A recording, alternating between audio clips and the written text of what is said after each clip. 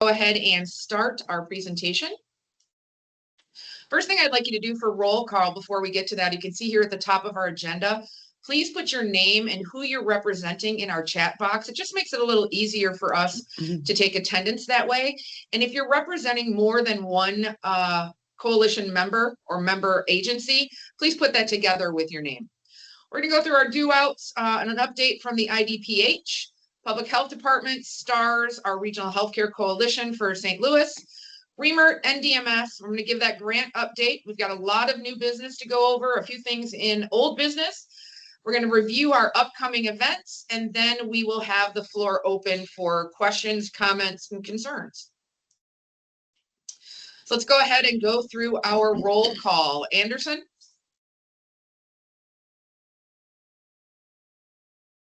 Eric Alton. Brandmeier. Thank Eric you. Brandmeier here. Yeah, I typed it in. Perfect, thank you. I thank you for pointing that out, Eric. I appreciate it. I still have to go through the verbal roll call as well. Alton Memorial? Aaron Rogers here. Thank you. Boyd Healthcare? Carlinville? Tyler's here from Carlinville. Thank you. Community Memorial? Eric. Is that Eric? Is that Staunton? Okay. Fayette County Hospital? This is Tina and I'm here. Thank you. Gateway Regional?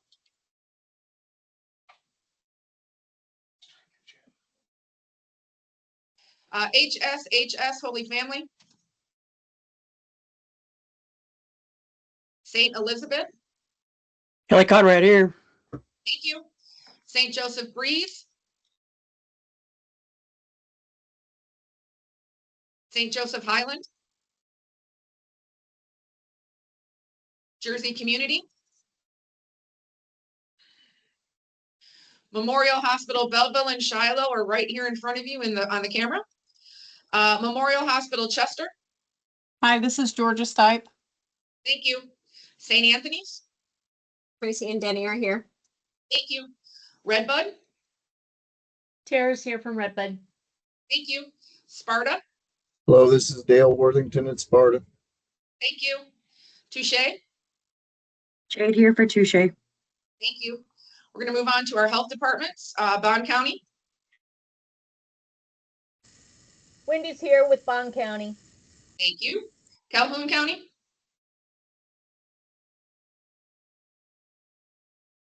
Clinton County? East Side Health District? Brian Wells here. Thank you. Fayette County? Greene County? Green is here. Thank you. Jersey County? Jersey's here. Thank you. Macoupin County? Good morning, Macoupin here. Thank you. Madison County? Madison's here. Thank you. Monroe County? Hi, Monroe's here. Thank you. And St. Clair County? Good morning, Tanner here from St. Clair County. And I just realized I skipped Randolph County. Thank you. Thanks for pointing that out, Lee. Randolph County. All right, we're going to go on to our community partners. Regional EMS Coordinator.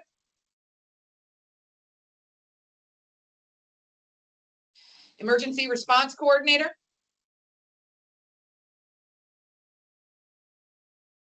Barnes Jewish Christian.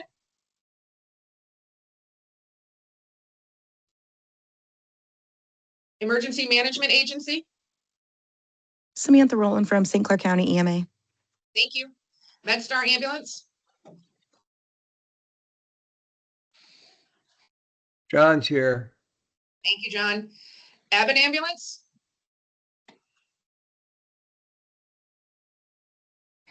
SSM Health St. Louis. Brad Perry's here, SSM Health St. Louis. Thank you. Scott Air Force Base.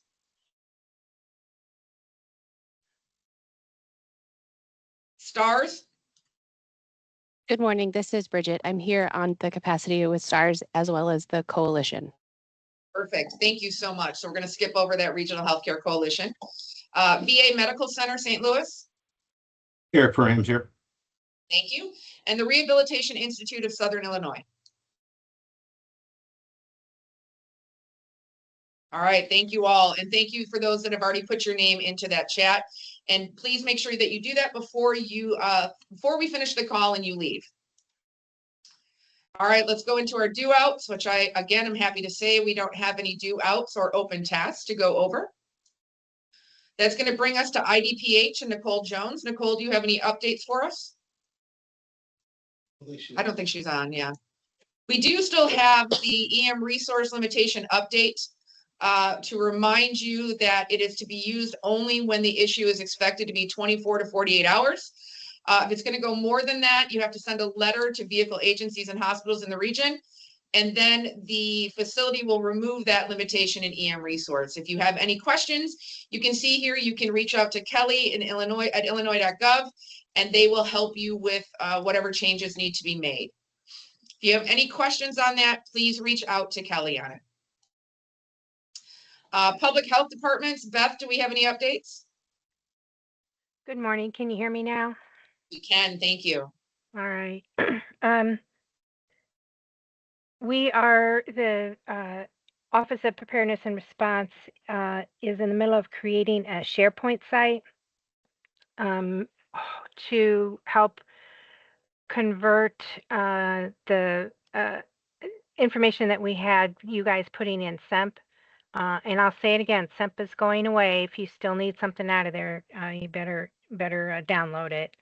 So the new SharePoint site will provide information that all of you hopefully will be interested in. There'll be a separate one for local health departments, CRI, and then there'll be one for HPP.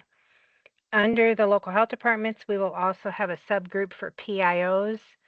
I think it will be good. It might be a little tricky when we first get started, but it's looking pretty good so far. The only other thing that I had to announce, and we just got the verbal okay like 15 minutes ago in my previous meeting. It looks like we will have some carryover money for FEP and CRI.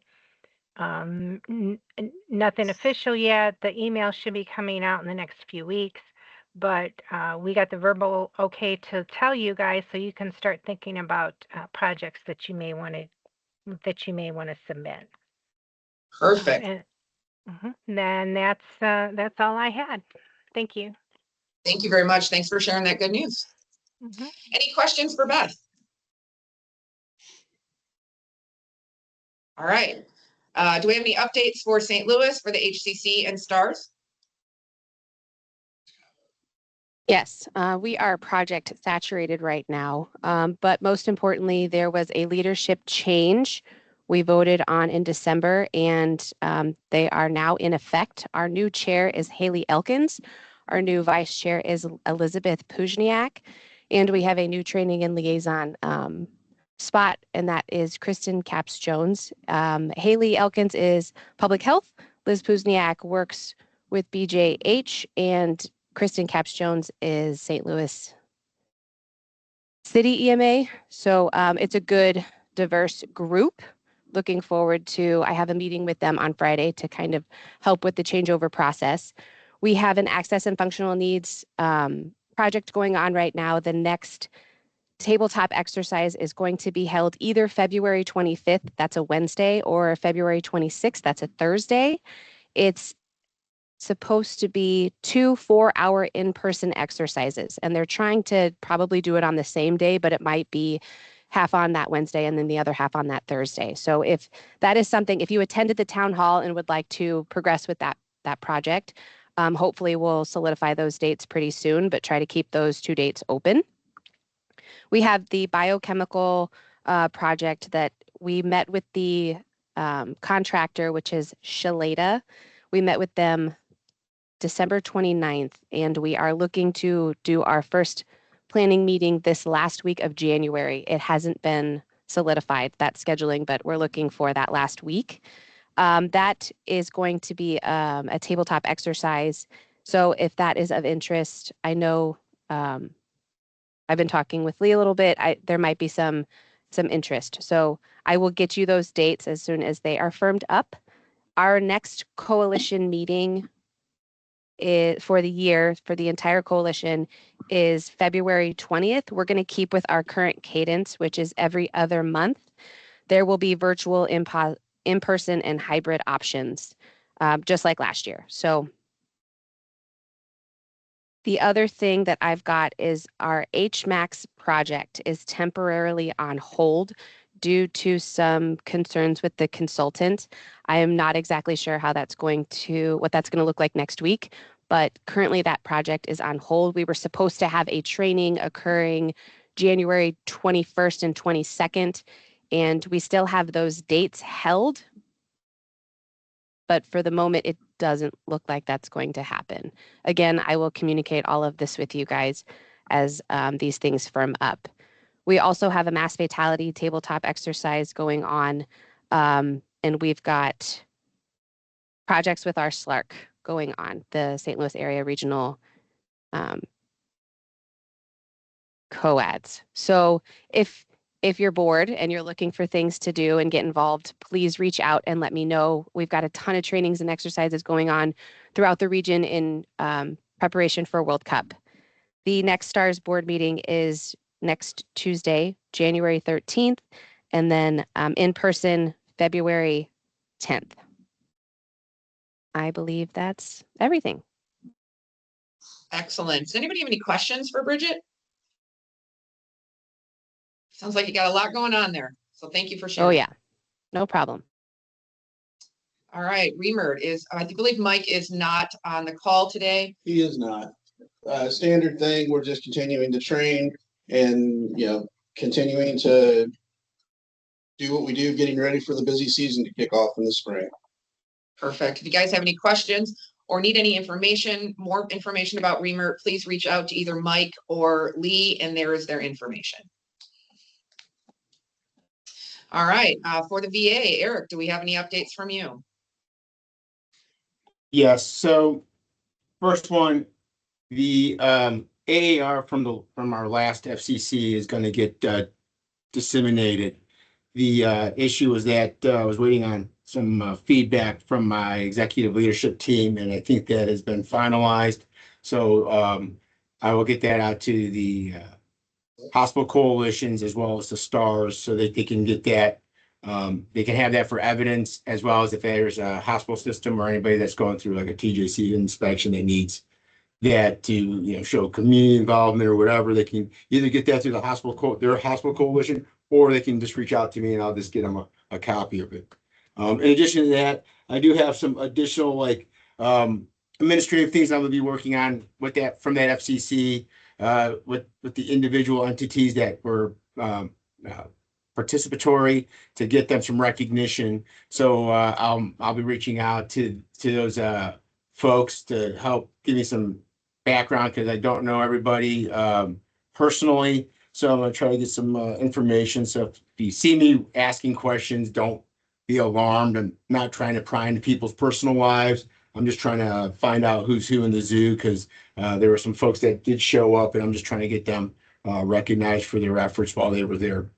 And then the other big thing is, I think Bridget kind of touched base on it as well, as when it comes to this FIFA World Cup, the VA has not been officially asked. We don't have any kind of MOU with any of the planners, but we are monitoring the World Cup planning process, as that there has been some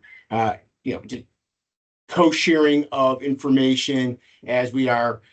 So we do have some involvement.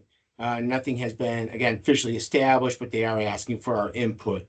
So we will be helping the folks out, since where the some of the sites where the actual matches are being played, we do actually have a VA that is in about 2.5 miles from Arrowhead Stadium, and so they may be impacted, which would bleed over into our system.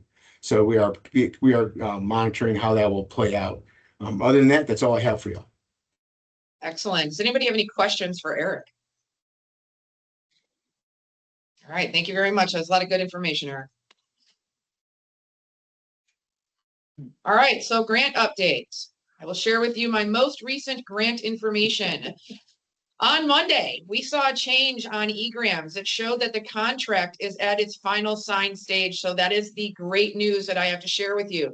The bad news is I am waiting on the confirmation of completion so that we can begin spending that money. I'm hoping to get an answer. I was really hoping I would get one before 10 o'clock this morning. I sent a request up. I have not gotten the answer back. Hopefully I'll have that for you by the end of the week. And as some of you know, I'm hopefully not going to make the rookie mistake again of thinking we're going to get it done faster than that. But hopefully I will have that great news for you this week. But it is good news that we have finally seen a difference on eGrams where it's showing we're going in the right direction. All right, so that's going to take us into new business, and we do have quite a few things to go over. First one I'm going to talk about is a review of our members that were registered on our portal is complete. If you do have some new staff from your teams and so on, you need to have them register. And you will be seeing a new invitation sent out this week for our meetings because we're really trying to clean that up instead of having a few hundred people on there. We want to make sure that we have the right people getting sent the information. There is that swillhope.org that you can go to have them register. And I'm going to turn it over to Sean because he's got a little bit more to add to this and a request for everyone. Well, as soon as we can get the spreadsheet uploaded in the chat, because for some reason I can't do it. Gotcha. Okay. So we've gone through and we've tried to validate each of the members who are in attendance, such as yourself today. And if you're looking at the chat, it's showing 38 people, and it's been anywhere from 22 to 35 have been regularly attending. And Sue's going to talk about our community outreach here a little bit later, but just trying to make sure that for the coming year, we've got all of our stakeholders, all of our colleagues, partners, and just want everybody to make sure that you're invited to everything, whether it's the exercise, planning, training, etc. So we've done a lot of work since Phil built a new portal and we transitioned away from Member Planet to the portal. So we just, kind of for the last hoorah, trying to validate for 2026 who our regular attendees are and who needs to get the information when we send it out. And then if you take a look at that list, when he's got the Excel sheets update there into the chat, and you see people who maybe should not be on there that we have, please make sure you let us know that as well. All right, any questions for that?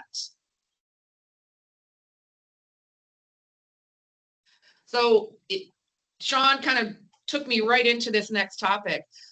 We do have a need to invite other regional participants, and there's a lot of different reasons for this. Not only for doing our risk assessments and some of the things that we're required to do at both the federal and the state level for risk assessments and planning for disaster, but also because these are truly some of the stakeholders that we need to have as a part of our coalition.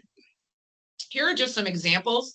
Our long-term care centers, knowing, we've had fires in long-term care centers here in the region, and knowing what type of responses that we have to have for that are a good example. So getting them involved, our dialysis centers, our access functional needs areas. We truly need to have our police and fire departments, because if you look at some of our emergency operation plans and our disaster response plans, we speak about what we were going to be looking to the police and fire to do.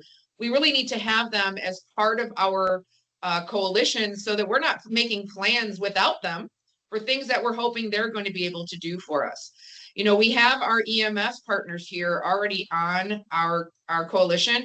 We need to get our other first responders here as well. And then there are other stakeholders in our community. So one of the things for 2026 that I am going to take the task of is starting to go out and talking to these different groups, finding out who our contacts are there, introduce them to the Hope Coalition, and invite them to join us with our planning and being a part of our coalition. And if you have any groups that you maybe don't see here that you think I should be reaching out to, or groups that you think would be important to include with our coalition, please let me know. I'd be happy to invite them. And one of the reasons we need them, and I'm going to turn it over to Lee, one of the reasons we need to do this outreach, for example, to nursing homes, goes right to the D4H for resource status tracking that Lee has been working on. So I had notionalized this with a few folks previously, just to kind of get an idea on what the take would be. I remember Beth at one of the public health meetings in Greene County, the question came up about making sure that we notify the state if an LTAC or anything within our county is affected, to let them know so that they had it. And I asked her about the idea of putting a board in D4H as a central point of knowledge, since most likely if there's something significant happening in one area, it's probably happening in multiple. We just don't see it. This gives us a better way to do that. So what we would like to do with the support of all of our health departments is get a list of all of the facilities that exist within your county. I'll build them into D4H like what you see here. These are just notional, I randomly picked things or made things up as I went. But what this does is, as we get information, as you as a health department get a call from them saying, hey, we're down for whatever reason, you can actually come in here and update the status, which will then color code it so that, obviously red is bad, orange not quite as bad, but green's good. So, the whole goal being we can all easily know what's happening in the region, especially if we need to chop resources to them, whether it's sending generators or if we're sending other resources.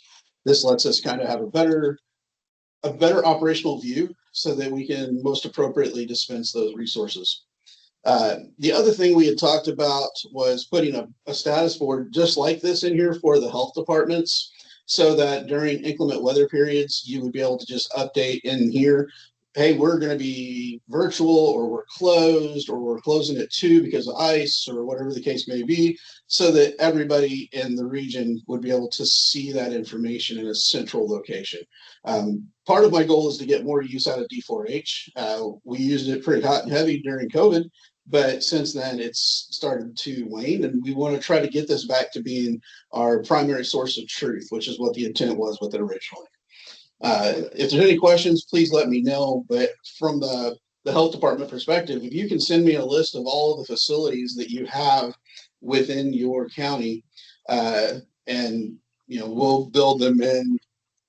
Just to give you an example, if you were to open up Bob's Nursing Home, if we double click on it, you can come in and update the operational status. Is it under evacuation, or what are their utilities, things like that. And if there's other fields that you feel would be beneficial, we can add those as well. That's all I got. Excellent. Yeah, I think this will really help all of us to keep informed on what status we have within our region. So thank you for that.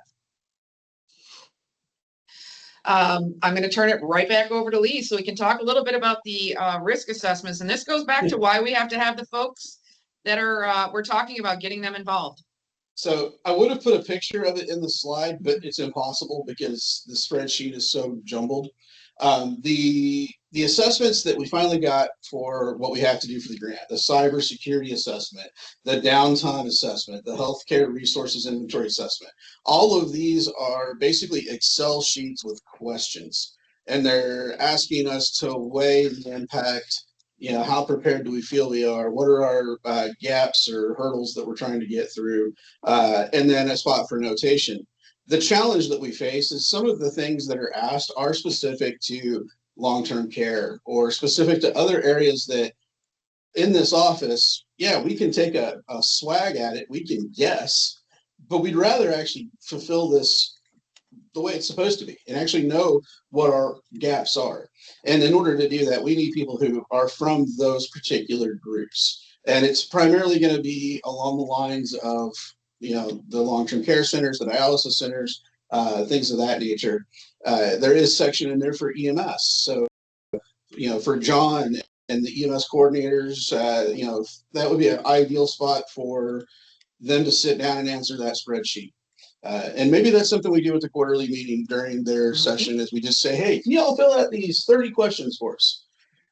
It's a group project, but that's kind of where we're headed with this. These have to be done by, one's got to be done by March. The rest have to be done by like June. Yeah, one's 3:31. So we are kind of getting on the time. They finally gave us the PowerPoint, the templates. So we at least know what they're asking for now. Right. Any questions on this? And I think the most important thing on this slide is a reminder that you will be, I should have put you will be contacted for information rather than you may be contacted. You will be contacted for information. Lee showed it to myself and Sean yesterday, and it is a pretty large risk assessment. And it does have a lot of really important information that, again, he's right. We could take some guesses at it, but it's better if we have the correct information available for it. So thank you, Lee.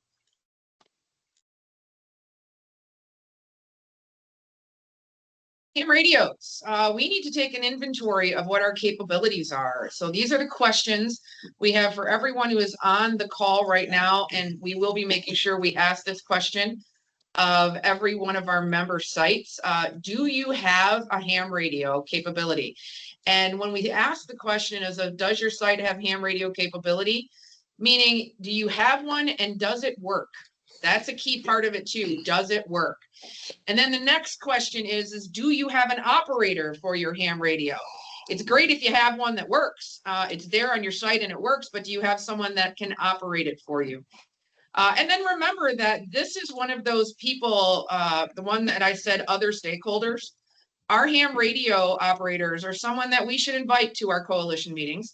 And so once we're having that list of who they are, we're going to make sure that we include them, because our ham radio operators are a really important resource that we have if there is a disaster where our communications are down. I've experienced in other areas of the country where we actually used ham radio operators during the great blackout, the great Northeast blackout that was happening back in the early 2000s. And we actually used them for help to communicate with our local healthcare coalitions. So again, that's why they're important for us to make sure that we have that information. So if you do have a ham radio operator, capabilities, and you have an operator and you already know the answer to this question, feel free to drop it in the chat. If not, don't worry, we will be sending out a questionnaire to you.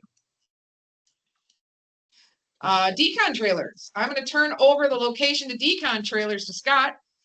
We have this great slide up here and a great example from Alton Memorial for us. So as I continue to work on the mobilization and demobilization guide, I do still want a book for whoever the truck driver is that is pulling the trailer, because right now I'm not entirely sure who it's going to be and where they're going to be from. So as you can see on the slide, Aaron at Alton Memorial gave me the location where he wants the trailer. So I went on Google Maps and I basically put in a box of exactly where the trailer is going to drop and which direction the driver is going to be pulling the trailer into.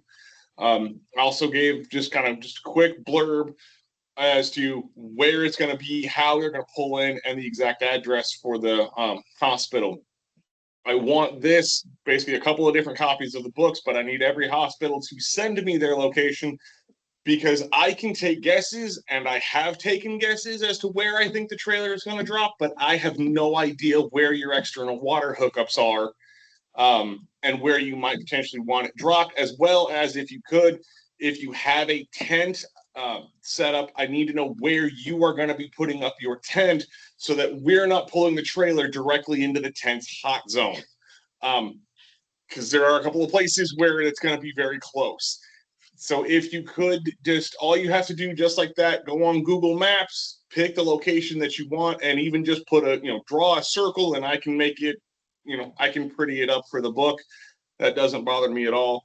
But the sooner you can get that back to me, the better. And that way I can get it all laid out for all of the hospitals in the area. Otherwise, like I said, I've taken guesses, but I have no idea where the external water hookups are. So I might be 100 yards from the closest hookup and not even know it.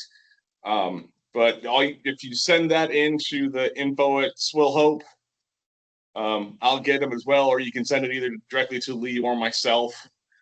And then I'll keep working on the book, and hopefully within the next couple of months, I'll have every hospital ready to go. Excellent. Thank you for that. And I think, again, this slide, the most important thing to remember, and Scott already spoke to it, is we don't know who's going to be showing up with that trailer. It could be someone who has never been to your location before, and having this map for them is going to make it very easy for them to figure out where to drop this trailer off at. So that way we don't find out that they dropped it off on the back door when it was supposed to be at the front door. So really important information here.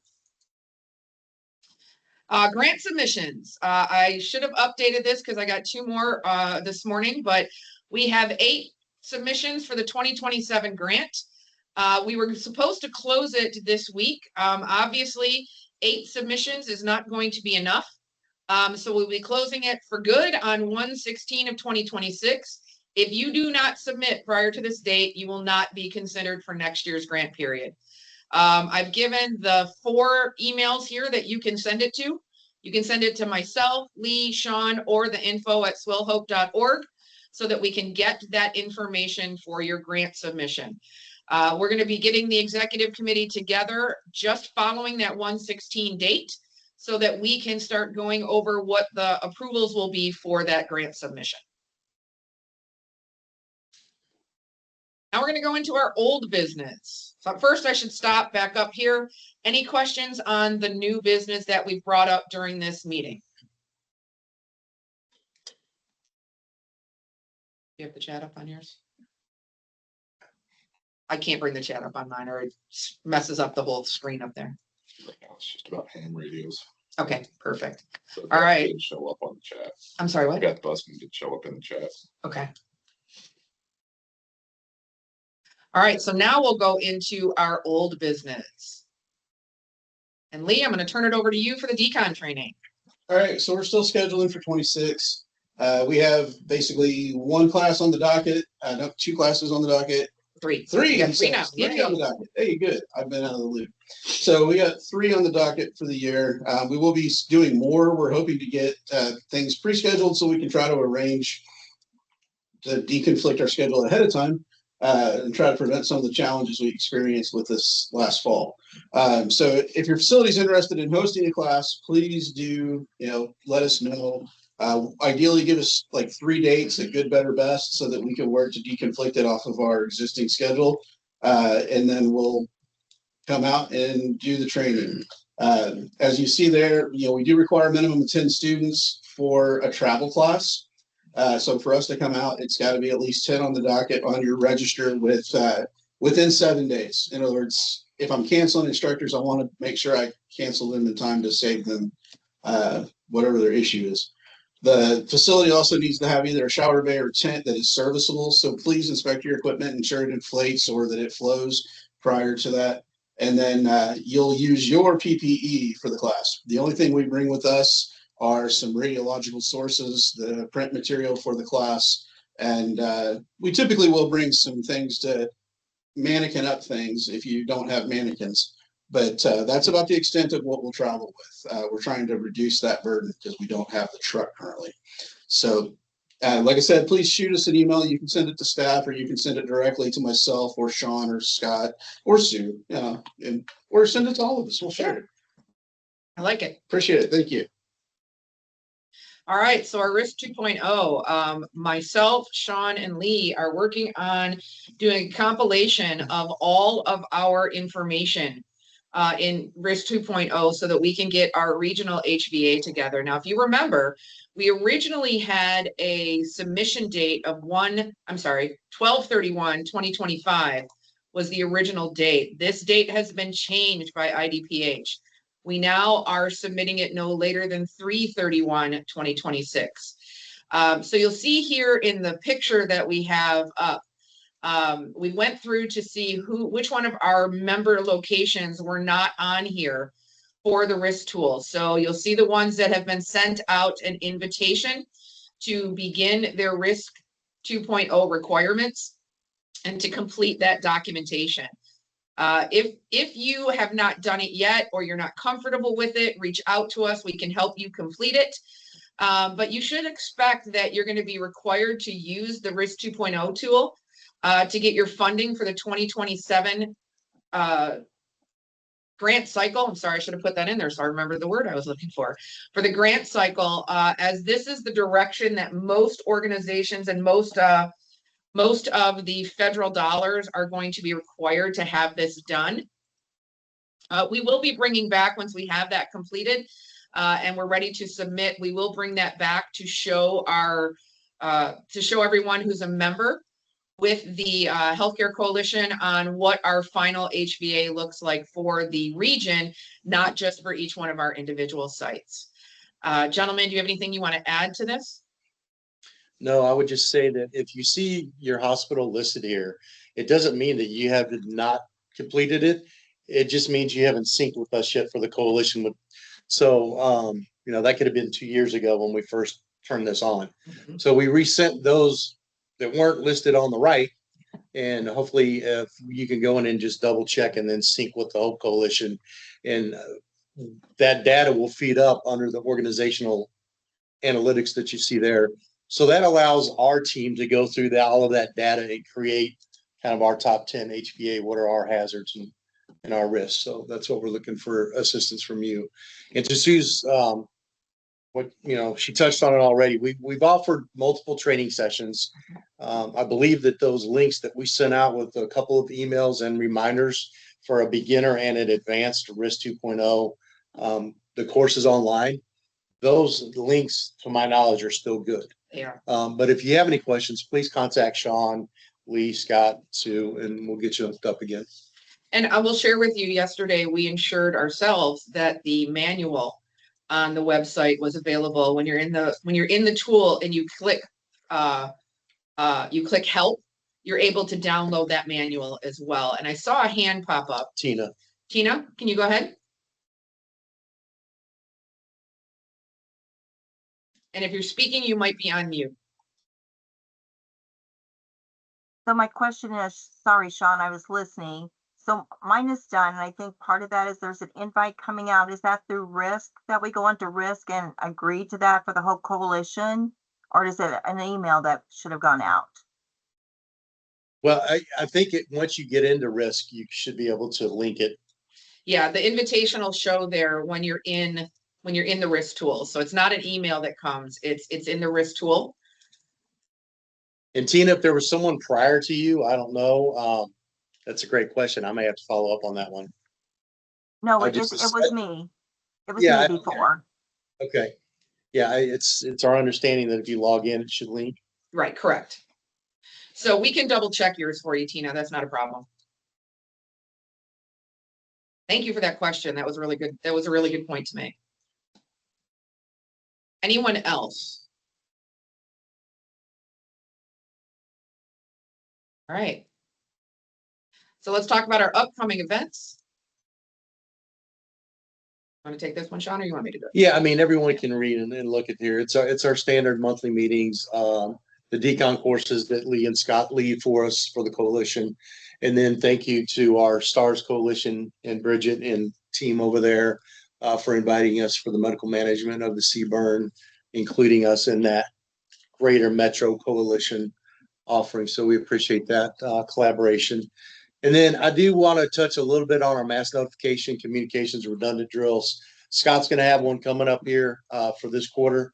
And I'm going to repeat our last fourth quarter drill where we sent out an Everbridge notification asking for you to fax back a situation status update, just like if it were a real world event. I don't know what happened, but we only had 58% participation. And we know our fax works because we got 58% return. Right. But I think that in Everbridge, I can see when the message is delivered, and it will tell me if it's a non-contact number. And it looks like everybody received the notification by email. We do email, we do text, we do phone call. So we're going to ask that probably here in a couple of weeks, we're going to do a notice drill instead of a no notice drill, because I selfishly want to understand if you have infrastructure issues with your fax machines or your fax lines internally, because it's kind of become, I don't want to say obsolete. It's not a high priority as it used to be, because we have so many other forms of technology that we're used to relying on. So more to come on that. I'll probably send an email out to our healthcare colleagues and just give you a heads up on what date we're going to do that and at what time. And then we do ask that you respond within 24 hours. That's kind of our marching orders for the grant, just to meet the requirement. So any questions, Scott, you have anything you want to add on? You're going to do a D4H? Thanks, yeah. That's the plan. Perfect. All right, any questions for either Scott or Sean on that upcoming mass notifications drills? All right, so I'm sorry. Go ahead. I was just gonna say, Tyler, if you've got a moment, I just got your text. Sorry about that. Appreciate you letting me know. What, did you go into risk and sync for Carlinville? Yeah, I believe I did. Okay. Thank you. I followed I followed the instructions on the notification anyway. Okay, thank you for updating us. There you go, jumping right on it. There's our Perfect. test. There's our test. Our Yeah, that helps us. proof of explain that- concept. Yep, that we're right. When you go in there, you're gonna be able to do it. So thank you for that. Appreciate you. All right, so for our upcoming deliverables, you can see on the bottom of the slide here that I want to make sure everyone knows that there was an IDPH memo that came out on 12/11/2025, and it changed the requirement date for submission for the first 3 items. So again, that RISC 2.0 HVA, it was originally supposed to be 12/31/2025. It is now 3/31/2026. Their rationale in the conversation and the subsequent memo was that because we had the delays between the first part of the grant application and then the updated version of the grant application, because we got the additional monies from the federal government, that changed some of the dates on how we were doing the grant. So that's what's reflected here. Our regional medical disaster response plan review has to be done and submitted by 1/31. And you can see here, I made a mistake. I remembered 2026, but apparently I wanted to leave the 5 there. So apparently I don't know, 20 or 18,000 years early on it or something like that. I don't know. I will fix that. And then the IPPW workshop has to be submitted by 1/31/2026. We have already done that. We have completed that already for our coalition, but we won't be submitting that until it's time to actually submit it. And if you remember, we utilized our November coalition meeting to accomplish that. So we've got our documentation complete and ready to go. And then the ChemPAC functional exercise and AAR, we've already talked about that. We had that meeting in November that was very productive.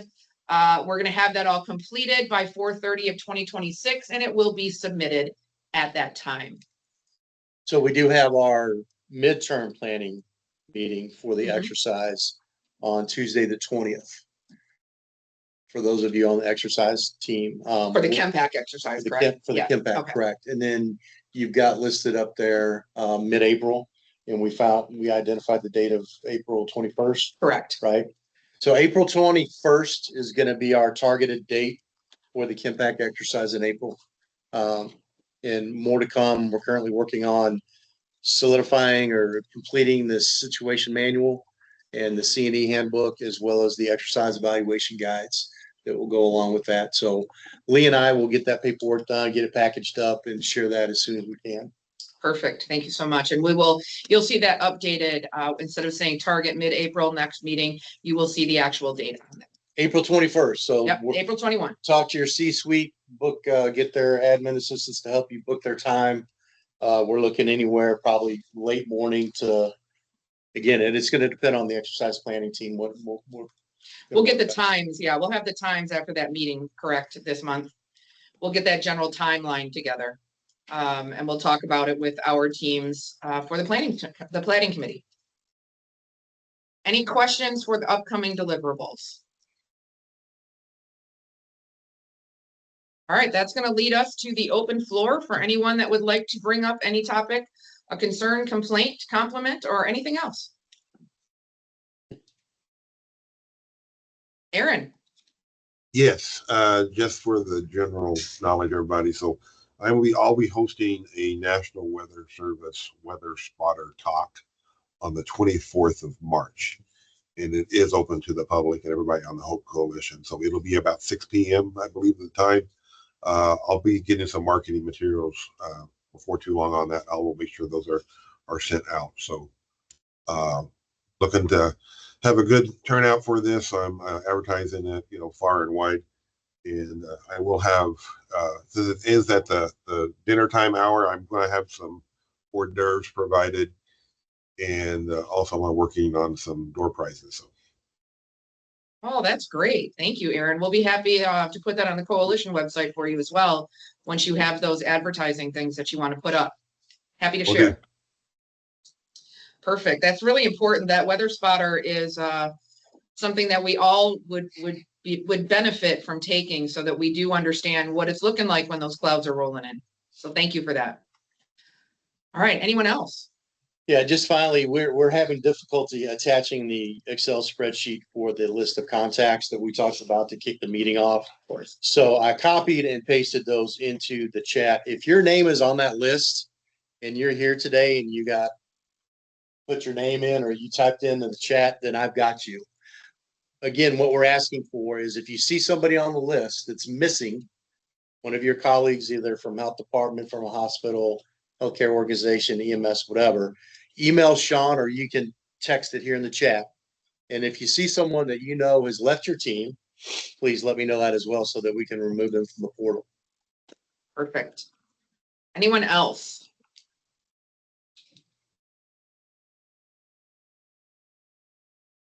All right, so that's your homework before you're allowed to drop off the call, is you need to look at the list that Sean put into the chat. If you see someone that should not be there, make sure you let us know, and you can put that in the chat. Or if there's someone you know that should be there and you don't see them, please put that in the chat as well. So I'm going to stop sharing, and then of course you're free to drop off once you're complete with that. And if you have no other questions or anything else to bring up. And thank you everyone for your attendance.